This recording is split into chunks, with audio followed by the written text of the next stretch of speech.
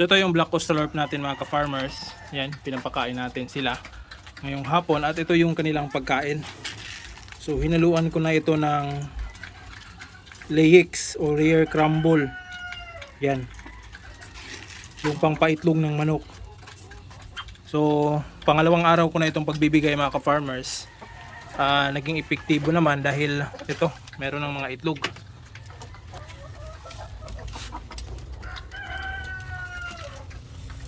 One, two, three.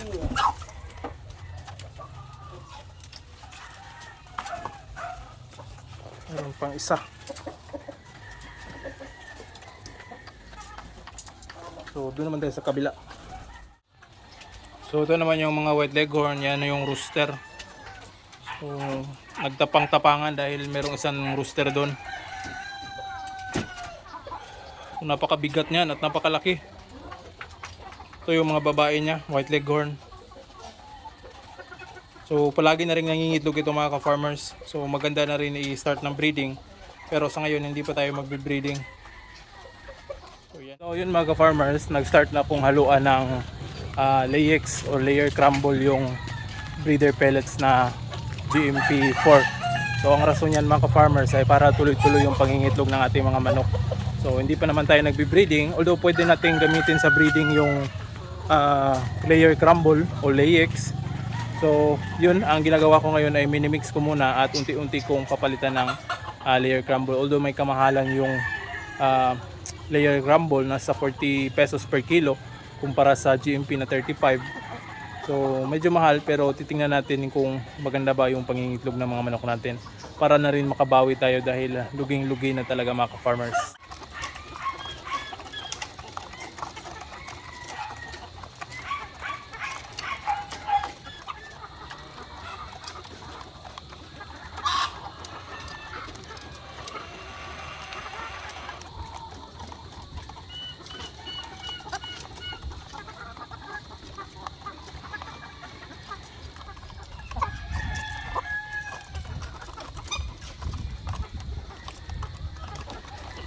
So ito rin ating mga white leghorn mga ka-farmers.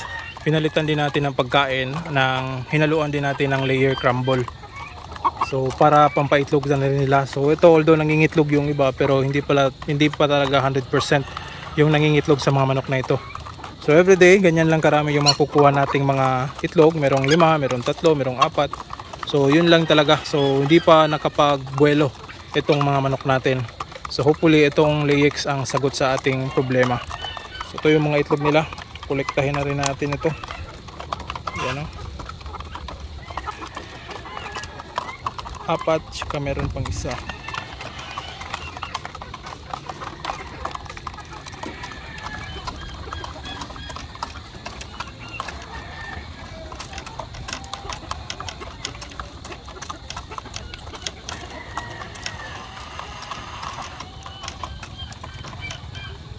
So ito rin mga ka-farmers, yung iba nating mga manok dito. So yan, nangingitlog din sila. So pupulutin na rin natin itong mga itlog nila. Ito itlog ng game fowl natin. Yan o. 2 itlog ng white leghorn nito mga ka-farmers. Merong isa. So lalagay na natin.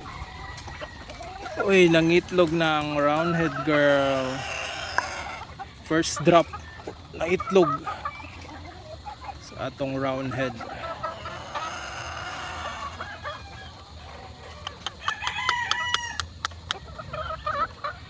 So ito mga ka-farmers, nangingitlog na rin itong manok panabong natin na roundhead. So ito yung unang itlog niya. So dumalaga pa kasi yan. So unang itlog nitong ating roundhead na inahin.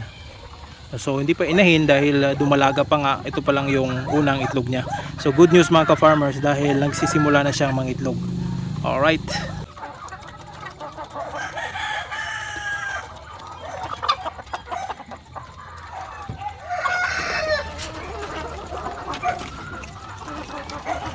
So yan yung mga puti nating manok mga ka-farmers, at meron akong napansin doon sa gilid na merong 2 itlog.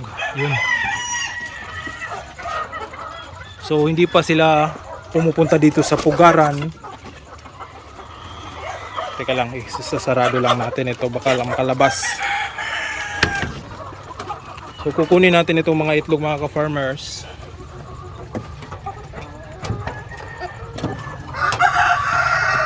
So ito yung itlog nila. Merong dalawang itlog ngayong araw na ito. So kahapon makakuha tayo ng isa. So meaning ngayong araw dalawa yung nangingitlog. Ito yung lalabas. So ito yung mga white leghorn natin. Merong crosses ng Rhode Island Red. At saka yung iba dito is Barred Rock white leghorn. Alright, good news dahil nangingitlog na.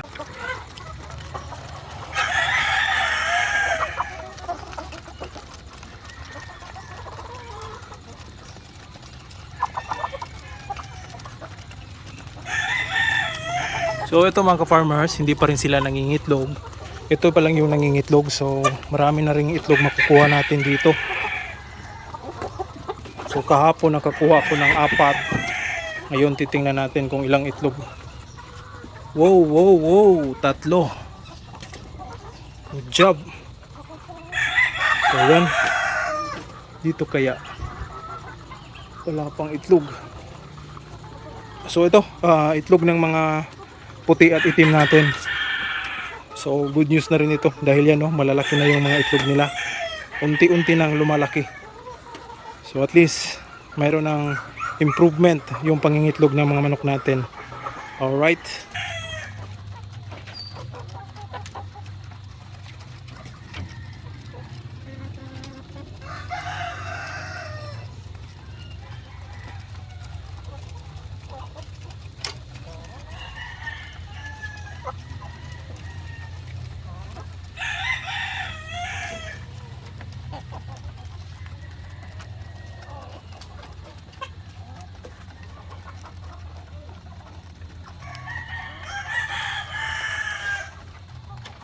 So ito mga ka-farmers, hindi pa ito nangingitlog.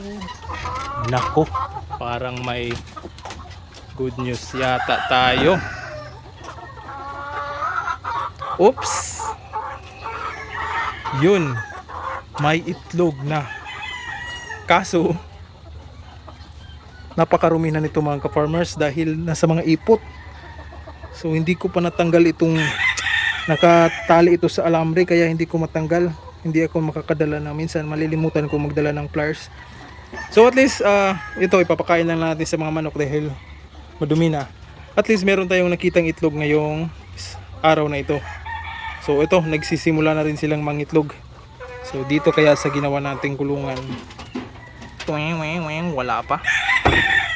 So ito isa pa lang sa mga babae natin na Barred Rock. At least meron ng isa na nangingitlog. So continuous na yan, sunod-sunod na yan. Kung merong isa, meron ding susunod dyan. Alright, so dito sa kabila wala pa. Wala pang itlog. Di bale na. Pero ayos na ito. Good job ladies.